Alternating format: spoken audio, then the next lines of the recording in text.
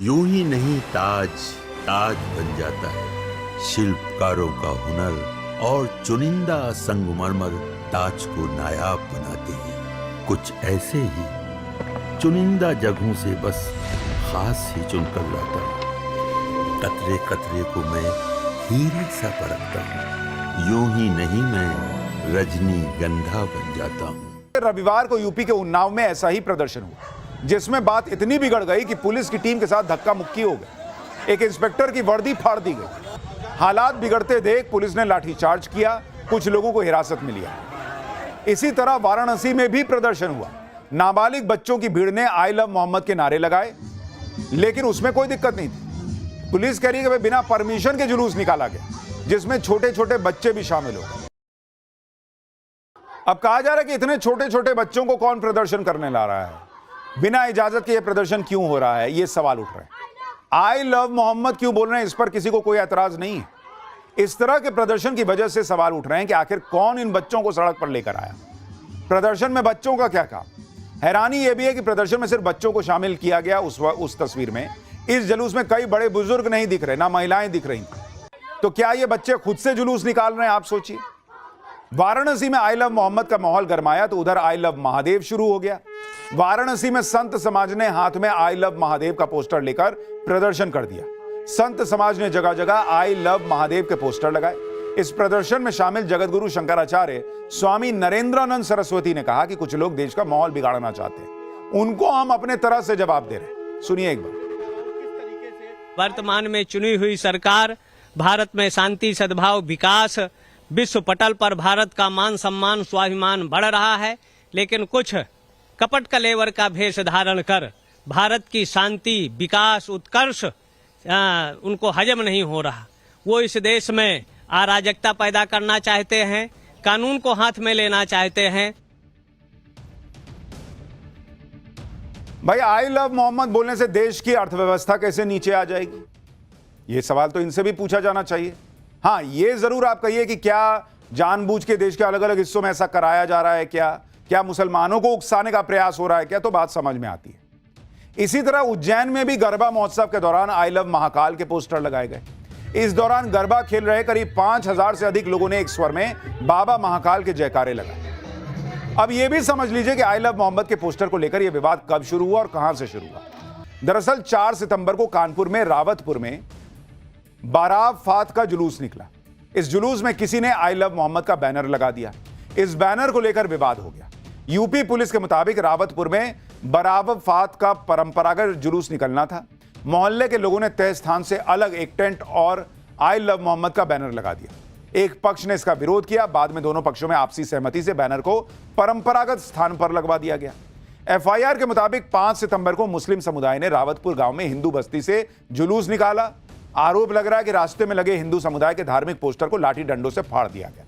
FIR के मुताबिक जानबूझकर आई लव मोहम्मद का बैनर लगाकर नई परंपरा शुरू करने की कोशिश की गई, जिस कारण सांप्रदायिक टकराव और तनाव की स्थिति उत्पन्न हुई।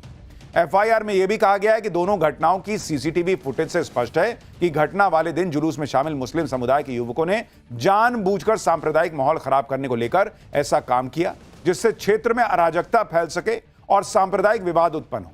इस मामले में 10 सितंबर को एफआईआर दर्ज की गई। एफआईआर में जुलूस के आयोजकों समेत 8 लोगों को नामजद भी किया गया। 15 सितंबर को असदुद्दीन ओवैसी भी इस विवाद में कूद गए। उन्होंने सोशल मीडिया पोस्ट में कहा कि आई लव मोहम्मद कहना कोई जुर्म नहीं है, अगर है तो इसकी हर सजा मंजूर है। यानी माहौल ऐसा बनाया जा रहा है कि जैसे आई लव मोहम्मद बोलने पर विवाद हो रहा है। क्यों होगा भाई? कोई आई लव महाकाल बोले, कोई आई लव जय श्री राम बोले, कुछ भी बोले, कोई आई लव मोहम्मद बोले, इसमें क्या है? लेकिन क्या उसके पीछे माहौल खराब करने का प्रयास हो रहा है या नहीं, इस पर अभी चर्चा चल रही है। ओवैसी ने माहौल बना दिया कि यूपी में तो आई लव मोहम्मद बोलना ही गुनाह है, जबकि इस विवाद पर सफाई देते हुए कानपुर पुलिस साफ साफ कह रही है कि एफआईआर आई लव मोहम्मद के पोस्टर को लेकर हुई ही नहीं है। सुनिए एक बार। आई लव मोहम्मद के लिखने या बैनर लगाने पर कोई एफआईआर नहीं की गई है, बल्कि परंपरागत स्थान से अलग हटकर नए स्थान पर बैनर लगाने तथा जुलूस निकालने के दौरान इस पक्ष के द्वारा दूसरे पक्ष का बैनर फाड़ने पर हुई है। यानी लॉ एंड ऑर्डर का मामला है, पोस्टर का मामला है ही नहीं। पुलिस साफ कह रही है कि एफआईआर आई लव मोहम्मद के पोस्टर को लेकर नहीं हुई।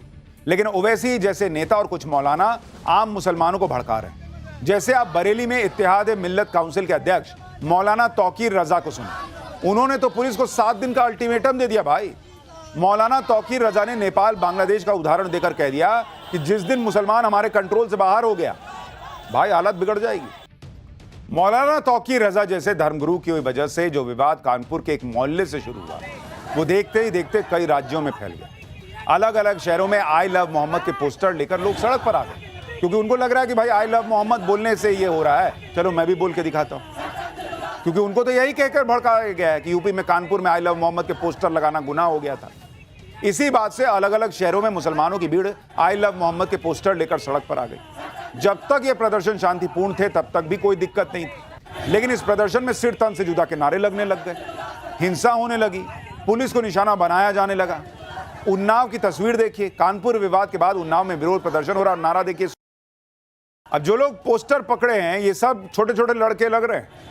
आई लव मोहम्मद का पोस्टर पकड़े ठीक बात है, लेकिन सरतन से जुदा का नारा लगा रहे हैं, क्या ये ठीक बात है? यूपी के कानपुर से शुरू हुआ विवाद उत्तराखंड तक पहुंच गया भाई। उत्तराखंड के काशीपुर में भी आई लव मोहम्मद वाला पोस्टर लिए लोग सड़क पर उतर गए। बिना इजाजत जुलूस निकाला गया। पुलिस ने जब हंगामा रोकने की कोशिश की तो पुलिस पे ही हमला हो गया और यहां भी सरतन से जुदा के नारे लगाए गए। गुजरात के गोधरा में तो प्रदर्शनकारियों ने पुलिस स्टेशन पर ही हमला कर दिया। इस मामले में कई गिरफ्तारियां हुई, 88 केस दर्ज हुए। मतलब शहर दर शहर एक ही कहानी रिपीट होती दिख रही है। आई लव मोहम्मद का पोस्टर लेकर भीड़ अचानक से सड़क पर आ जा रही है और बिना पुलिस से मंजूरी लिए इस भीड़ में छोटे छोटे बच्चे तक आ रहे हैं, महिलाएं भी होती हैं और फिर देखते देखते प्रदर्शन बवाल में बदल जा रहा है। सिर तन से जुदा के नारे तक लग रहे हैं। ये सब बवाल तब हो रहा है जब यूपी पुलिस की सफाई आ चुकी है कि भाई पोस्टर पे कोई एफआईआर नहीं हुई है, लेकिन विरोध करने वाले यूपी पुलिस की सफाई को भी नकार रहे हैं। ऐसे में इन लोगों को कानपुर इलाके में समाजवादी पार्टी के विधायक मोहम्मद हसन रूमी को सुनना चाहिए।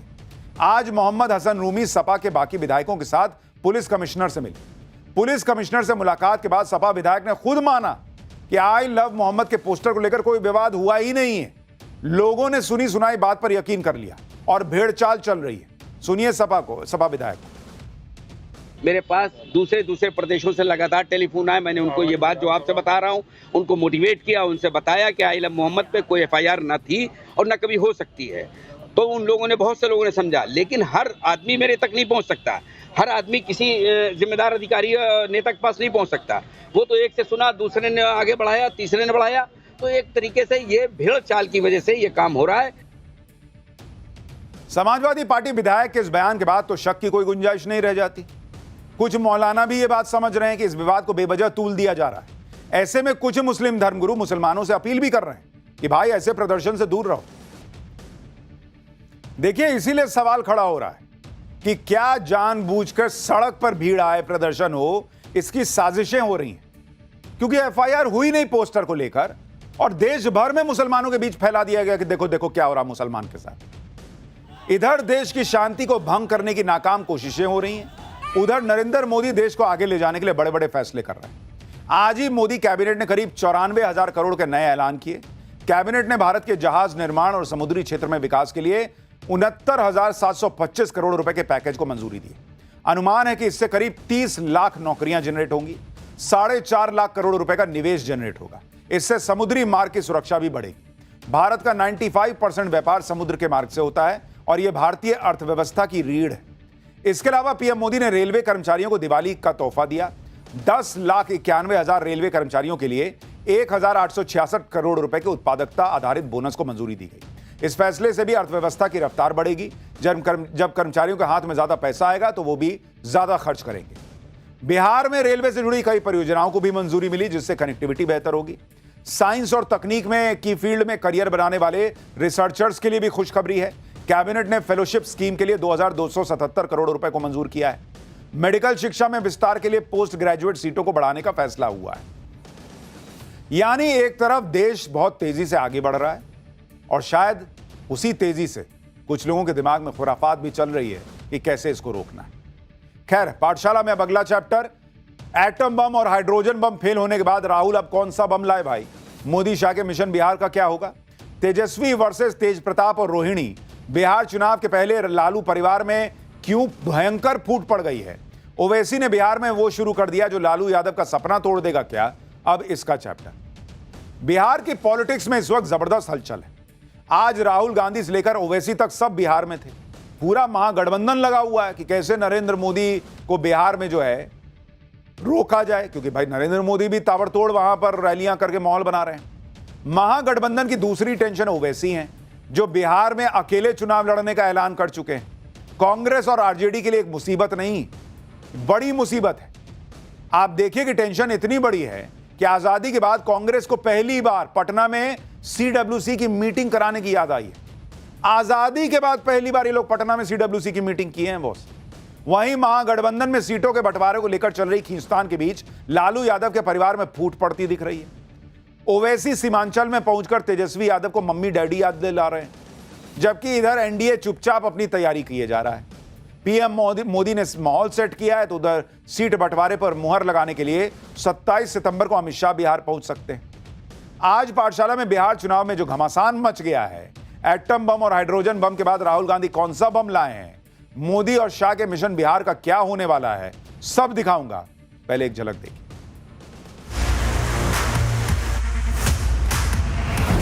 वो कांग्रेस वालों, आपको पटना और बिहार की सुध 85 साल के बाद आई। मैंने हाइड्रोजन बॉम्ब की बात करी है, वो आएगा, ठहर जाइए, वो आ रहा है, वो आएगा।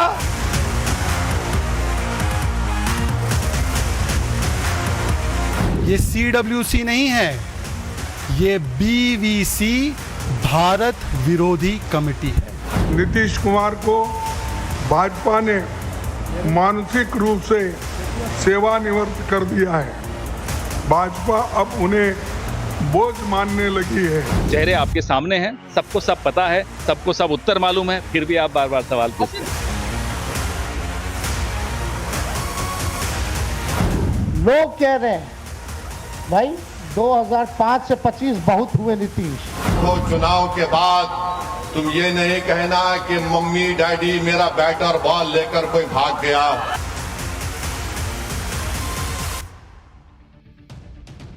ओवैसी अलग मजे ले रहे हैं बॉस कि मेरा बैट और बॉल लेके मम्मी डैडी कोई भाग गया, सब दिखाऊंगा अभी। लेकिन पहले बात बिहार चुनाव में महागठबंधन के लेटेस्ट हथियार की। जब राहुल गांधी के एटम बम और हाइड्रोजन बम फूस हो गए, जिस वोट चोरी के मुद्दे का माहौल बनाने के लिए राहुल और तेजस्वी ने पूरी यात्रा निकाल दी, अब उस वोट चोरी के मुद्दे की हवा निकलती दिखी, तो अब महागठबंधन बिहार चुनाव में नया मुद्दा लेकर आ गया। आज महागठबंधन के नेताओं ने पटना में अति पिछड़ा वर्ग के लिए न्याय संकल्प के नाम से स्पेशल मैनिफेस्टो जारी किया। इस दौरान राहुल गांधी और तेजस्वी यादव समेत महागठबंधन के सभी बड़े नेता मौजूद रहे।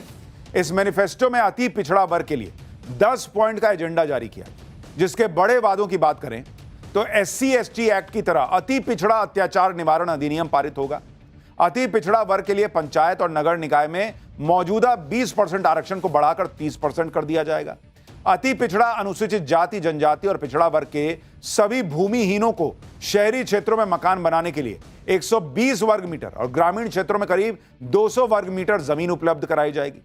25 करोड़ रुपयों तक के सरकारी ठेकों में अति पिछड़ा अनुसूचित जाति जनजाति और पिछड़ी जाति के लिए 50% के आरक्षण का प्रावधान किया जाएगा। यही नहीं, स्पेशल मैनिफेस्टो जारी करने के बाद राहुल गांधी ने एक बार फिर फ्लॉप साबित हो चुके वोट चोरी के मुद्दे को हवा देने की कोशिश की। उनसे तो पहले यह पूछना चाहिए कि देश में 75 साल में 65 साल तो लगभग कांग्रेस का राज रहा, आज भी देश में अति पिछड़े लोग हैं कैसे? इतने साल कांग्रेस ने देश में राज किया है, अति पिछड़े आज भी अति पिछड़े क्यों है भाई? लेकिन राहुल गांधी कह रहे हैं कि भाई जल्दी ही हाइड्रोजन बम फोड़ दूंगा। जयराम रमेश ने हाइड्रोजन बम के आगे यूरेनियम और प्लूटोनियम बम की भी बात कर दी है भाई। दोनों भाई लोगों को सुनिए एक बार। मैंने हाइड्रोजन बॉम्ब की बात करी है, वो आएगा, ठहर जाइए, वो आ रहा है, वो आएगा। और फिर आपको बीजेपी की जो सच्चाई है, जो इन्होंने पूरे देश में किया है, बिहार में करने की कोशिश कर रहे थे और बिहार के युवा ने इनको रोक दिया है, उसकी सच्चाई आप सबको पता लग जाएगा। कि अगले 1 महीने में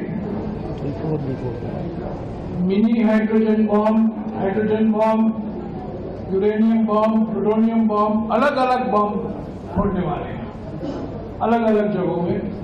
ये शुरुआत है कर्नाटक के महादेवपुरा और आनंद से जुड़े हुए जो खुलासे हुए हैं, ये एक शुरुआत है। अब बताइए, एक तरफ राहुल गांधी कह रहे हैं कि हम हाइड्रोजन बम ला रहे हैं, जयराम रमेश कह रहे हैं कि छोटा छोटा हाइड्रोजन बम, यूरेनियम बम, छोटा प्लूटोनियम बम, सब छोटा छोटा आएगा। लीजिए, उधर वो बड़ा बड़ा कह रहे हैं, छोटा छोटा कह रहे हैं। बीजेपी ने राहुल गांधी के बयान पर सवाल उठा दिए, बम फोड़ने की धमकी को युवाओं को भड़काने की कोशिश बता दिया। बीजेपी आरोप लगा रही है कि राहुल गांधी के यह बयान पीएम मोदी को सीधी टक्कर में नहीं हरा पाने की हताशा है, लेकिन देश के युवा उनके बहकावे में नहीं आने वाले। बीजेपी नेता संबित पात्रा को सुनिए, फिर आपको बताऊंगा पटना में कांग्रेस की CWC पर क्या सवाल उठ गए।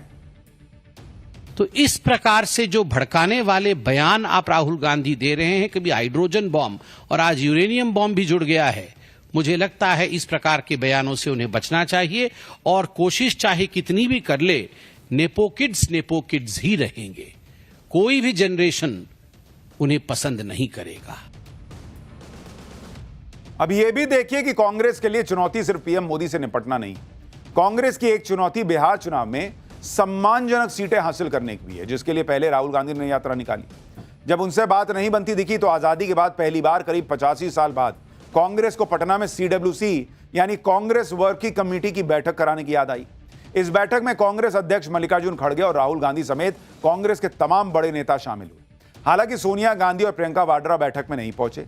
इस बैठक में भी वोट चोरी के मुद्दे पर कई प्रस्ताव पास हुए और मल्लिकार्जुन खड़गे ने तो दावा कर दिया कि बिहार में चुनाव से पहले बीजेपी सीएम नीतीश कुमार को बोझ मानने लगी है।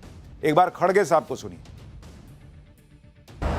एनडीए गठबंधन में आंतरिक कला अब खुलकर सामने है।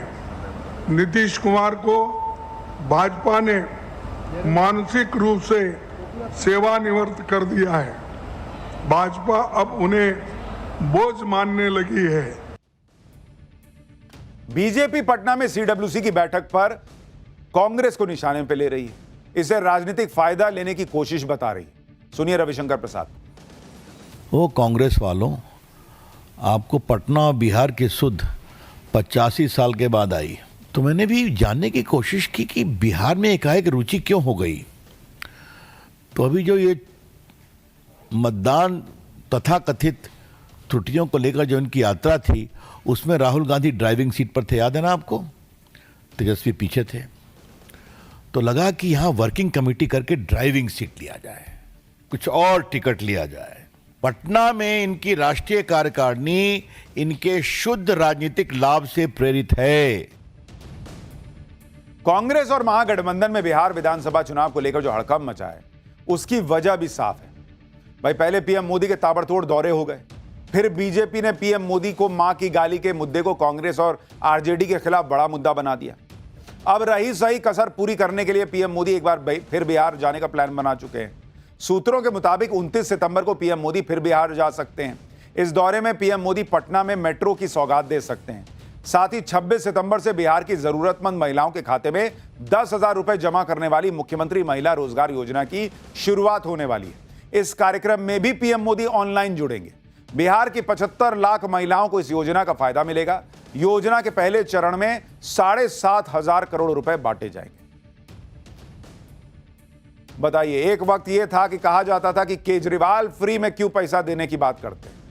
अब हर जगह पैसा बंटने लगा है कि महिलाओं के अकाउंट में पैसा जाएगा। उधर बिहार विधानसभा चुनाव में AIMIM प्रमुख असदुद्दीन ओवैसी भी महागठबंधन की टेंशन बढ़ाने के लिए एंट्री कर चुके हैं। ओवैसी ने आज किशनगंज से सीमांचल न्याय यात्रा की शुरुआत की।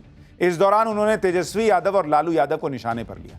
ओवैसी ने कहा कि उन्होंने बार बार महागठबंधन में शामिल होने के लिए चिट्ठी लिखी, लेकिन तेजस्वी यादव और लालू यादव ने कोई जवाब नहीं दिया, जबकि AIMIM ने गठबंधन में सिर्फ 6 सीटें मांगी थी। ओवैसी ने किशनगंज में तेजस्वी यादव पर अटैक किया और कहा कि पिछली बार की तरह इस बार भी सीमांचल की जनता तेजस्वी का घमंड तोड़ देगी, उनके सीएम बनने का सपना पूरा नहीं होगा। ओवैसी तो ये भी कह रहे हैं कि बाद में तेजस्वी जी ये मत कहना कि मम्मी डैडी मेरा बैट और बॉल लेकर कोई भाग गया। सुनिए ओवैसी को। और जो लोग हम पर इल्जाम लगाते, ये इल्जाम सरासर झूठा है कि मजलिस के खड़े होने से वोट डिवाइड हो जाती हैं। अरे अब हम और क्या कर सकते। हमारे अख्तरुल ईमान साहब ने 2 खत लिखा है लालू प्रसाद यादव को, एक खत लिखा तेजस्वी यादव को कि आओ हमसे इत्तेहाद कर लो, बल्कि अख्तरुल ईमान साहब ने ये तक लिख कर दे दिया कि आप मजलिस को सिर्फ 6 सीट दे दीजिए और हम अलायंस करने के लिए, इत्तेहाद करने के लिए तैयार हैं। मैं बताना चाह रहा हूं तेजस्वी यादव को, ये हमारी कमजोरी नहीं है, हम ताकत की बुनियाद पर तुमको लिख कर दे रहे हैं। तुम फैसला जो लेना चाहते ले लो, मगर याद रखो चुनाव के बाद तुम ये नहीं कहना कि मम्मी डैडी मेरा बैट और बॉल लेकर कोई भाग गया। ओवैसी भी मजे ले रहे हैं, कह रहे हैं कि बाद में मत कहना कि हमने नहीं बताया था। लेकिन सवाल तो उठेंगे कि भाई आप कहते हो कि मुसलमानों को के लिए आप सोचने वाले हो, और असदुद्दीन ओवैसी की पार्टी से गठबंधन